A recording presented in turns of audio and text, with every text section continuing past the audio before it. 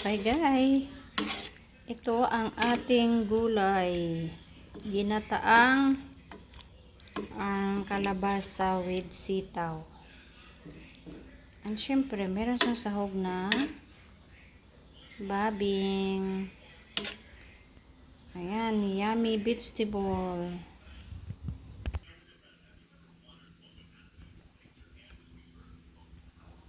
At meron din tayong inihaw na baboy.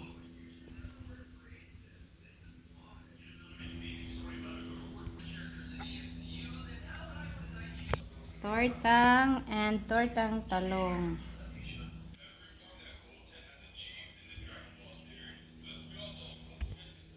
Pang breakfast talaga yan guys, yung tortang talong. Kaso hindi na sila nag-breakfast kaya kasama na rin sa lunch. Meron din tayong inihaw na bangus, hindi pa natanggalan ng foil.